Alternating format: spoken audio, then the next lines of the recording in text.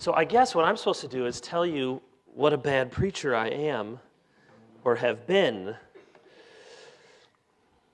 So I've thought about this. Well, I have lots of examples I could use. I only put some things down on paper here about a half hour before the chapel. So hopefully this will be helpful. And some of it are some of the things I was talking about the preaching lecture, which almost none of you were there, so you won't know if I'm saying the same things.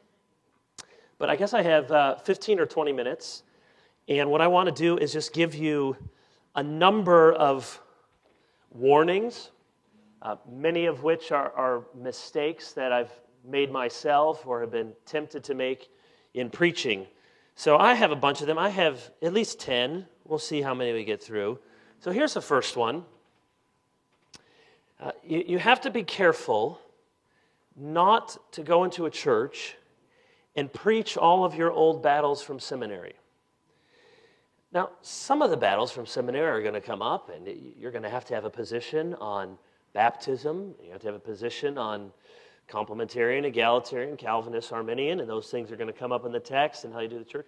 But the things that you learn here, not everything needs to show up in the pulpit. So I'll give you an example. When I started at the church I'm serving now, 10 years ago, I started by preaching from Ephesians. And I was fighting with myself, but I just knew there's this whole debate about the Pauline authorship of Ephesians.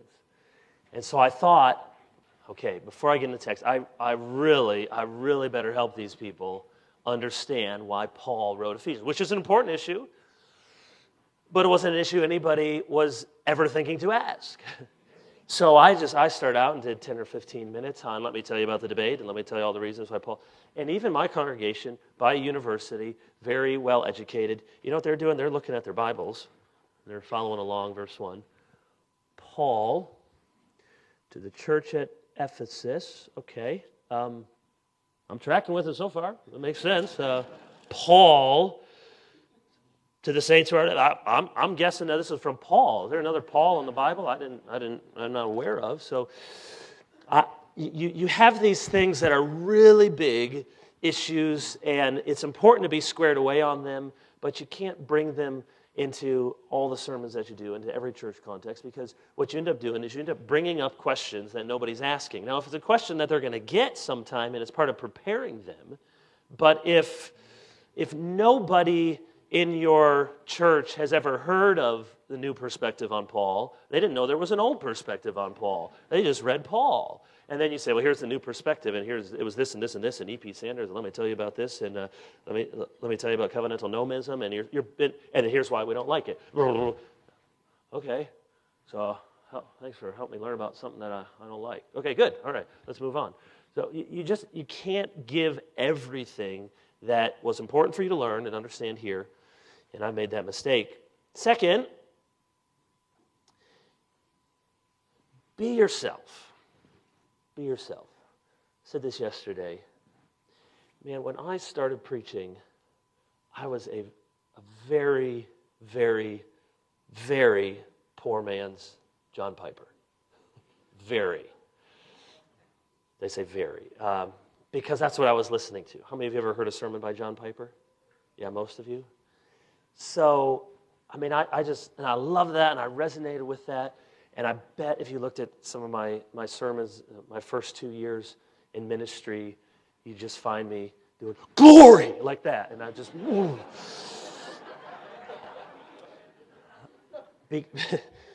because that's what I was listening to. And this is what happens when you listen to one guy you really like, and it's Tim Keller or it's whoever, and you start doing it exactly like that, or it's your preaching professor, and you just have to learn to be yourself. And you got to be comfortable with that, and it takes, here's my encouragement for you, that's going to take 300 or 400 sermons. It is going to take a long time.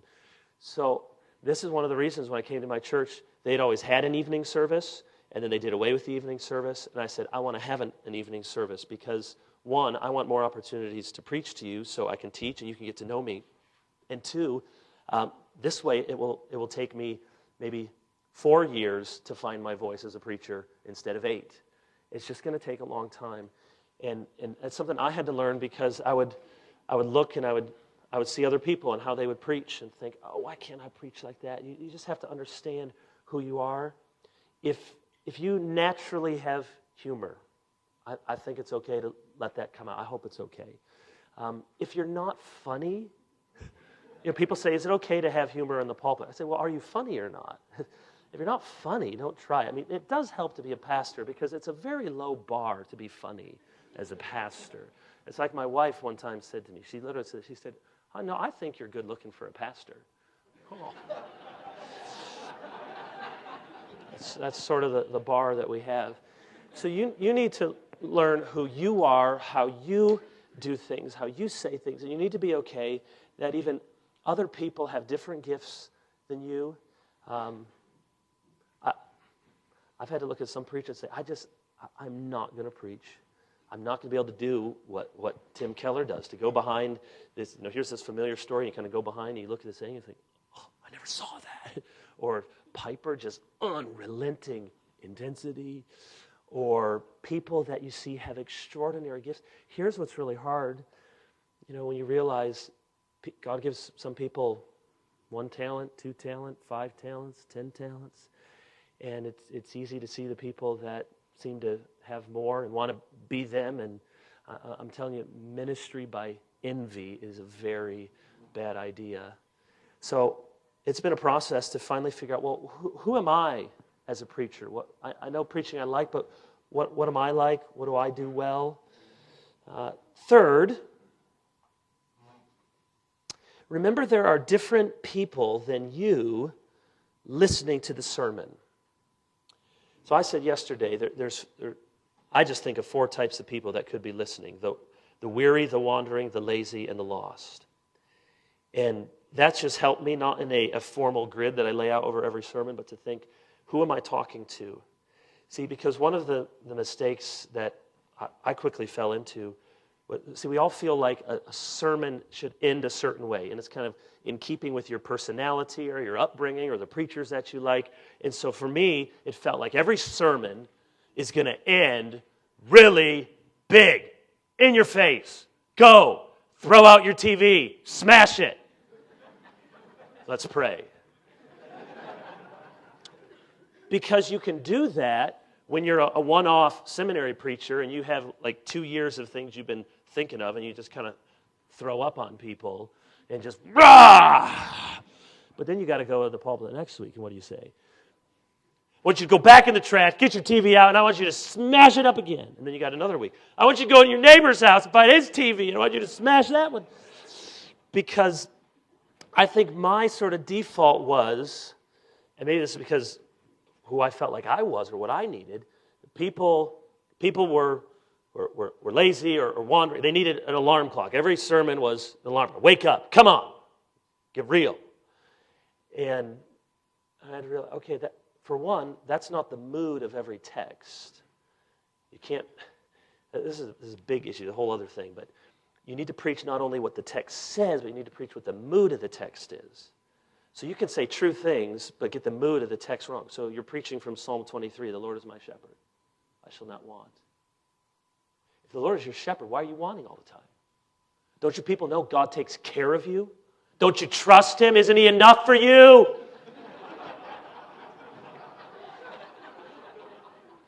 Sorry. And on the other hand, there is a danger of very clumsily not dealing with the mood of a text and sometimes even using a redemptive hermeneutic to jump over the mood of the text. So the example I give is 2 Samuel 11, David's sin with Bathsheba. If you kind of deal with David and Bathsheba and then you rush to the point, but we know there's a greater David.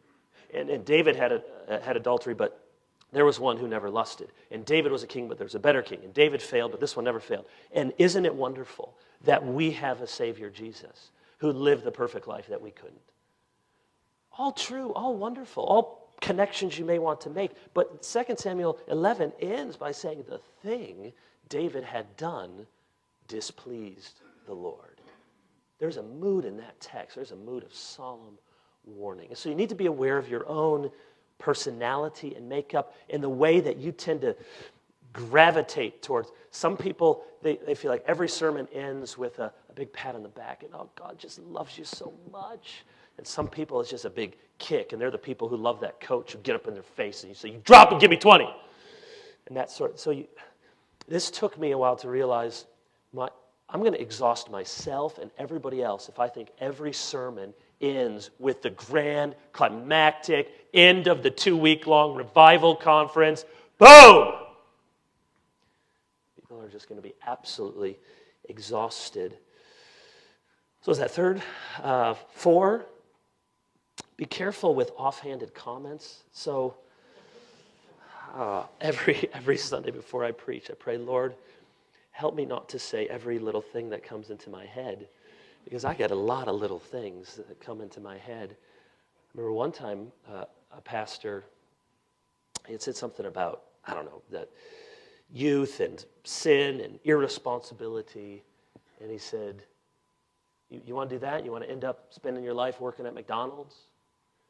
And to his credit, he got up and he apologized the next week for saying, there's no shame in working at McDonald's. That was wrong. Just that sort of thing came out. Or I shared this yesterday in the preaching conference, and maybe I shouldn't share this here, but this was just so dumb. It was one of my first sermons that I gave, and forgive me if this offends all sort of political sensibilities or otherwise, but this was back in the late 90s, and I was preaching on Ruth, and the passage where Ruth is laying at the feet of Boaz and getting his attention and put your wings over me. And I was dealing with, some people think there's some sexual thing going on here, but there's really not, and here's what's going on. And I just slipped into this, and I just said it wasn't in my notes, wasn't thinking, and I just said, there wasn't anything going on here. Boaz would have said, I did not have sex with that woman, Ruth.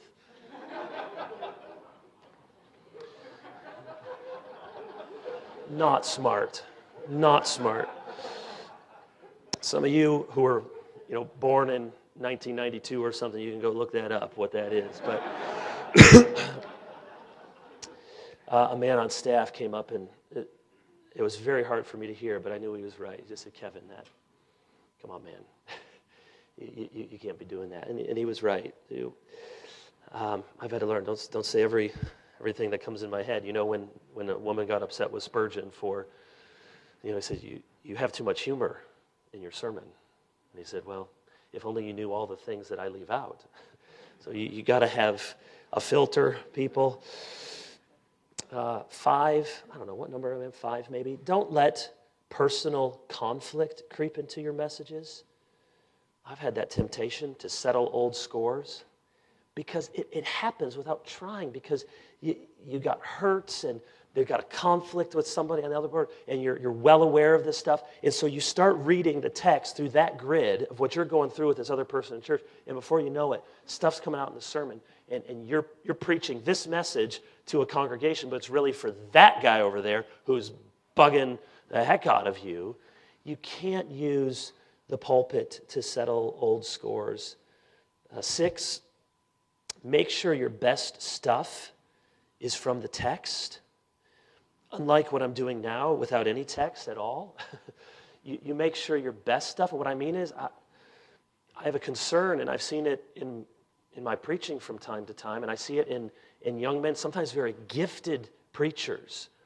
They're going through the text, and it's kind of pedantic, and it's sort of blah, blah, blah. And then when people really pay attention is when he starts telling a story, or when he starts riffing on, you stupid guys in your pajamas living in your mom's basement playing Dungeons and Dragons or whatever, and you just go off. And the best stuff is when you start wandering from the text, as opposed to the best stuff is when you're closest and their nose is in it and they're seeing things that they haven't seen before. And that is a temptation. I know I face that temptation. Am I going to get people with the text, or am I going to go off in a rant, in a riff, because that's what people want to hear? Your best stuff is from a text. 7, be a pastor for the whole church, not just part of it. I was in a church context, and it was a bigger church, and there was some division, and there was kind of a pocket of the church that wanted to move in a more conservative direction or wanted kind of really meaty, reformed, expositional preaching. And so they, right around, they kind of latched on, and you're our champion. And I just look back, and I allowed to become a group's champion.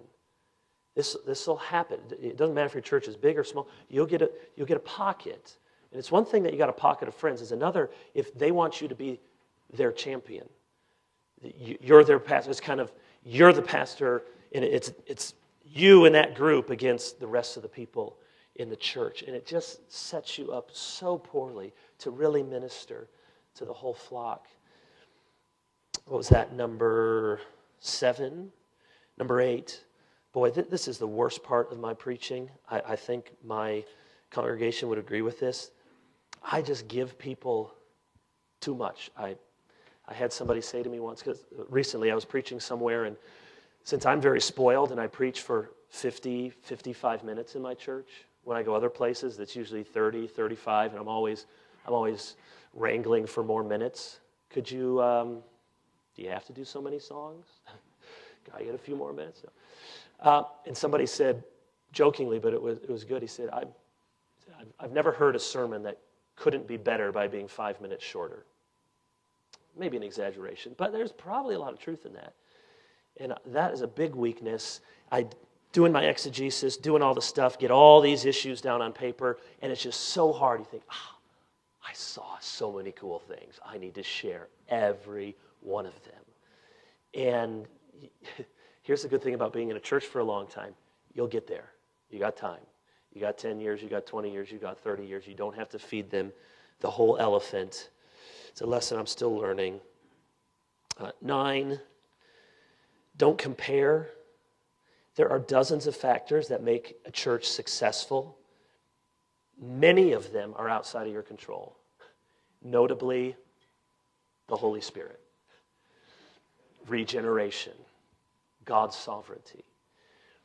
There was a time when I was younger in ministry, and I would just, people sometimes think because I speak or write books that I have a mega church. We had, Ben, how many people do we have at our church? 600. So it's good size, but it's just medium size. People will sometimes, this guy right here is from our church, new student. So sometimes people will come and they'll say, now I want to come visit Pastor Kevin's church, and when I walk in the front doors, how do I get to the sanctuary? And the secretary is like, you just keep walking, it's right there. Well, which escalator do I use? No, there's no escalators. Or where do I park? Which lot? The lot, right out front. And I remember, especially younger, just almost getting kind of snippy with the Lord. Like, God, if I find out that there's, I just needed a smoke machine, and I needed some lasers, and then my church would grow. Or if I find out if I just had the right combination of acoustic guitar and a really sweet-looking djembe, then young people would just be converted in droves. And I realized that so much of that was not about my sanctified desire for the glory of God, but just a sinful kind of comparison. And one of the things that I feel like the Lord really impressed on me, because I often pray for revival, and I just came to the realization, I don't really want to see revival unless I'm just as happy to see it start at the other church and not mine. Because then it's just, I want revival because I want my church to grow, I want more people. Well, what if it starts over there, and it's with other, and it means that other churches are filled. So don't compare. We have to learn to root for each other. And here's the last thing. Tell your congregation that you love them and that you are glad to be their pastor. It sounds so simple, but we're preaching our guts out, and we're exhorting, and we're urging, and all of those things we have to do. There ought to be appropriate moments when you're there in the text. Has your congregation, it's not unlike a parent and a child. The father may say, well, of course, I love my son and all that I do for him, but has he heard it from you? So I think maybe I took too long to finally say, do you know what? I love being your pastor. I'm so glad to be here. And to find ways to commend other people. I said, don't use the pulpit to settle old scores, but do use the pulpit to build up other people in the congregation. So I was just preaching from Acts 20 in Paul's letter to the Ephesian elders, and I was talking about what elders should be. And I took just 3 or 4 minutes to say to the congregation, you need to know what godly men you have as your elders here. And it wasn't flattery, it was sincere, because we do. And to tell them, do you know how much these men care for you and pray for you and weep over you? So to take those opportunities to show that kind of emotion. Some of us are just uncomfortable with that. And it takes time, but I think maybe it took me too long to get to the point where I would be just open and expressive and affectionate. Do a study sometimes of Paul's letters. He is just constantly doling out the beloveds.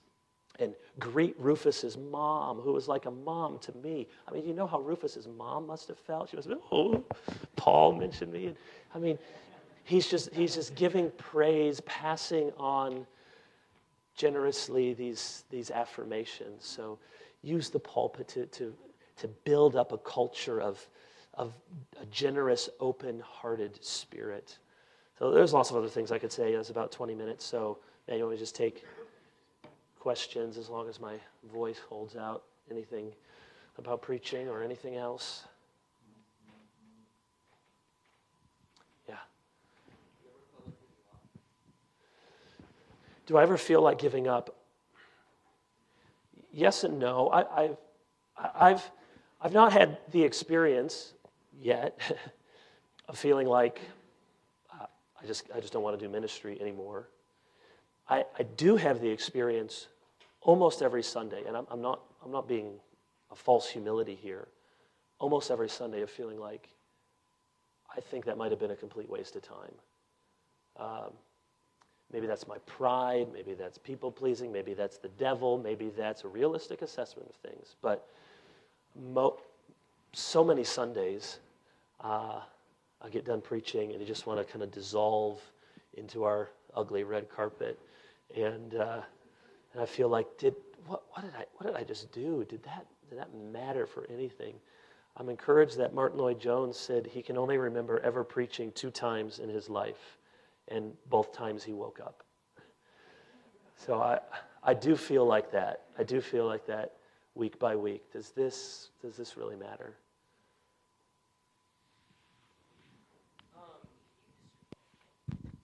Can you describe times or just a time where you felt numb to even what you were preaching, or just kind of even tuned out, and how you dealt with that?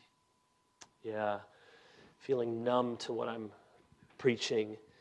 Well, there's a fine line here, because on the one hand, C.S. Lewis calls this the train conductor trap or something like that, that you don't want to become just the person who's yelling, all aboard for St. Louis, all aboard Chicago. You're just always calling people to go to a place that you've never been to.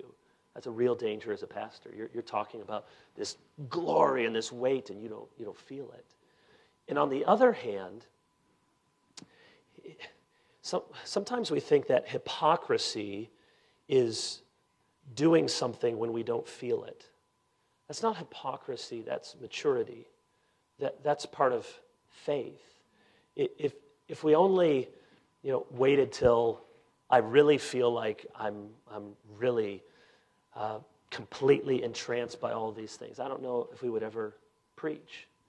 I heard a pastor one time say, God loves a cheerful giver. And people say, well, God loves a cheerful giver, so he wouldn't want me to give if I'm not happy about it. And the pastor said, no, you should keep giving until you feel good about it. So just keep at it. So what have I done? I think Alistair Begg said, when in sermon preparation, you read yourself full, you write yourself clear, you pray yourself hot, and you preach yourself empty. And you just can't neglect that. Pray yourself hot. And some Sundays it's like a flame. It's a bursting forth. And sometimes it's a little smoldering wick. But I think when I know, just my own experience, the times when I've felt dry, flat going to the pulpit, it's because my preparation has been rushed. I've let other things crowd it out. I haven't really soaked in the text and let it, because if I'm really spending the time I need to, I'm always seeing something new, something that, this is really cool, something exciting. But it's when all of that gets rushed and gets pushed aside that then it just feels like, man, I'm just a speaking machine. So you got to take time and you got to pray. What is your biggest temptation or challenge as a pastor? My biggest temptation or challenge as a pastor, to limit it to my biggest, is if I'll just give you a few things that come to mind, some weaknesses. I don't think I'm very good at patience. I think I came in to the church 10 years ago and was naive about how long some things would take. And I think if you asked my leaders, they would say, Kevin has a lot of ideas, and good ideas, but sometimes don't count the cost on letting another horse out of the barn. So patience in that way. I'm very distractible with technology. That's something I'm always, I was the guy who made fun of people who blogged, and then I started blogging. And then I made fun of the people who did Twitter, and now I start tweeting. And I'd probably make fun of Pinterest, but I'm afraid I'd start doing that too. So I check email compulsively, and that's good in one way because I have a very clean email inbox. I get back to stuff, and it's also bad because it means I'm constantly kind of frantic about that stuff. I think on a more spiritual, internal level, it's just, it's different. There's all sorts of different seasons of ministry life, and now that I've been at this church for a decade, it would be easy not to stay sharp if I didn't force myself to it. And so I think, especially at times when there's been conflict, there can be a temptation to close your heart to people. See people that you know are on the other side of something or have hurt you, and everything in you doesn't want to go talk to them in the fellowship hall and say, how are you doing? And to fight through those people things, to keep your heart open to people and keep hoping and believing the best, even if people hurt you or disagree with you, can be a struggle. Is there good questions? Yeah, back there. Who has been your biggest encouragement as a preacher, and how have they encouraged you? Talking about like other kind of preacher out there, or just a person in my congregation who? Maybe both, but more so a person in your congregation. Yeah. Oh, there are a number of people. Here's what I find very encouraging. The people that, I think of one of our elders who will shake my hand, and he has big man hands because he does man things, and I just sit behind a desk and blog and stuff. And he'll just look me in the eye and say, I pray for you almost every single day. That really encourages me because I know it's not a cat. I'm praying for you, Pat. I mean, he really is there praying for me probably more than I pray for myself. So that's encouraging. It is encouraging when people take the time to say more than, thanks, Pastor, good sermon, Pastor, but take the time to say something, to write something, even if it's just short, that sort of demonstrates how spiritually they've been changed, or they've grown, or they've been helped. So normal kinds of things, I think, and just people who will laugh with me and will just treat me like a regular person as best as I can.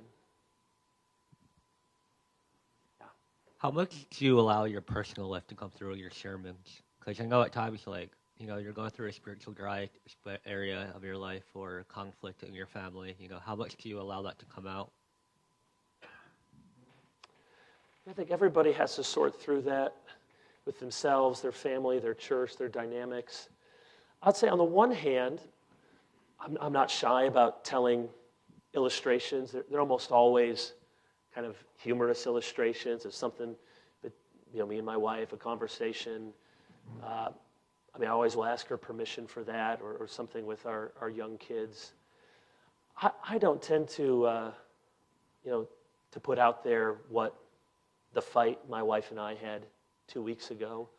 I'm not trying to hide things. I talk to our elders about it. We keep each other accountable, but generally, I don't think that kind of spiritual striptease is always helpful. People like that sometimes. It's a fine line that you're not fake, but see, there's more places to be authentic than in the pulpit. I mean, you're with your staff, with your elders. That's where you're saying, man, we're just going through a hard time right now. So I guess I err on the side of being very real and personable, hopefully, but I'm not bringing in all sorts of other kinds of issues into the pulpit. I probably deal with those more personally in talking with people.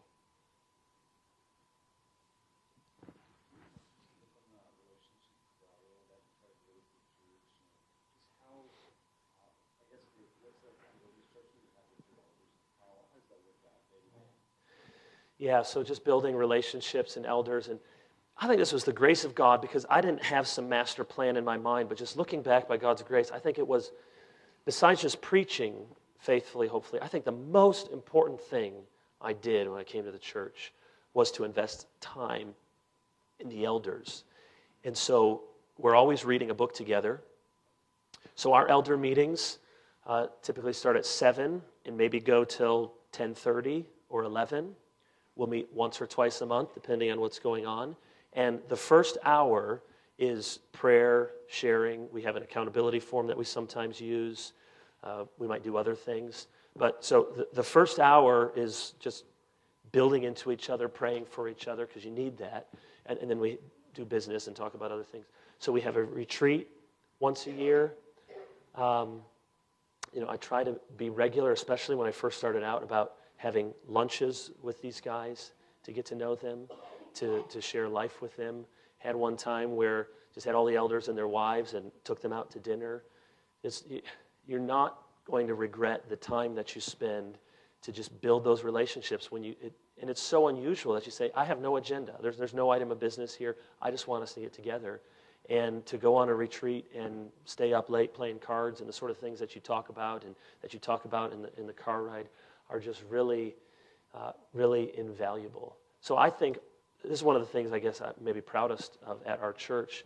I think all of our elders would say that to be an elder there is very rigorous, very draining, and just one of the great privileges and joys as well, just to have this band of brothers together. There's a few other questions back there. What about the problem that do you ever feel you cannot live up to what you preach? Well, I'm sure if I'm preaching everything the Bible says, I'm not living up to it all. So I try to, hopefully I'm a real person with the folks in my congregation, so they're not under any illusions that I'm better than I am. I think it's key to include yourself in your own exhortations. You asked the question about how much do you kind of let your personal stuff, and I said I don't do it that much in terms of conflict in my family or something, but I will definitely let on, say, like for evangelism, for example. If I ever talk about evangelism, I'm probably saying, look, I'm just like you. I get scared talking to my neighbor. I'm just like you. This is hard. And I try to throw those in, not to be calculated, but just to put myself in this whole orbit of discipleship. The last best question. So this isn't a softball, but okay. Could you talk to us about how you've addressed a controversial topic in preaching? I mean, more controversial than the new perspective on Paul, but... Yes, I have addressed controversial subjects before. During the whole Rob Bell, Love Wins thing, being in Michigan, and just everyone in our church knew somebody who went to Mars Hill or something. Talked about that as it came up in the text. I mean, the clearest example, and I know this is maybe, dividing even people in this room, but I'm a complementarian. I think you all would know that. And our church has historically been so. And when I came there were a number of people really agitating, feeling like, well, the other pastor was complementarian, but maybe now's our chance to kind of turn the corner and we can have women elders or have women pastors. And I just say anyone who's dealing with that kind of issue or some other issue like that, I think one, you have to first work with your leaders to get them, are you on the same page?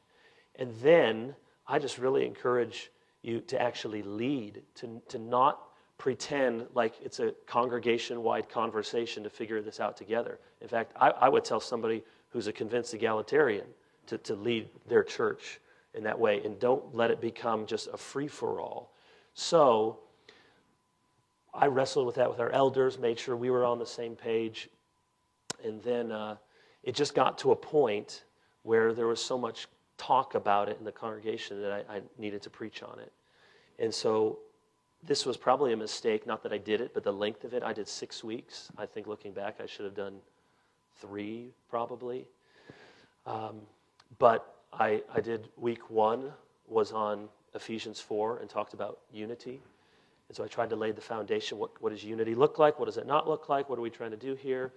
And then I did several weeks on the key texts. And then my last week is I had all of the elders. We never have done this before or since, but I had each of the elders speak for 5 minutes. So they just went one after the other, and each spoke for 5 minutes so that people could see this was something we had all dealt with together. It wasn't just their new pastor who was wrestling with it. So I think when you preach on controversial things, you can do it and you can make it work. What you don't want to do is just jump into it without counting the cost or without sort of setting people up to do it well. Just one more example. I know people are leaving because they're so mad at what I'm saying, but I'm not sure if this was right or wrong, but it made me pause. I was praying at my congregational prayer, and I was praying. Next door was a Mormon church, and I was praying for people to be set free from the darkness and the entrapment of the Mormon church. And I was really, and I don't regret saying it or disagree with any of those things. I did have a woman come up. She was in tears, and she said, I just visited this church, and I finally got my husband to come with me, and he's a Mormon. And so does that mean I shouldn't have prayed that? No, but it did make me wonder, was the congregational prayer the place to lob out some controversial things that maybe would be difficult for people? Whereas in a sermon, I might have been able to say, now look, maybe some of you have family or friends or know somebody, but let me tell you why this means Mormon theology or is wrong here. So I still scratch my head about there's an appropriate time and place in the life of pastoral ministry to get into some of those controversial things.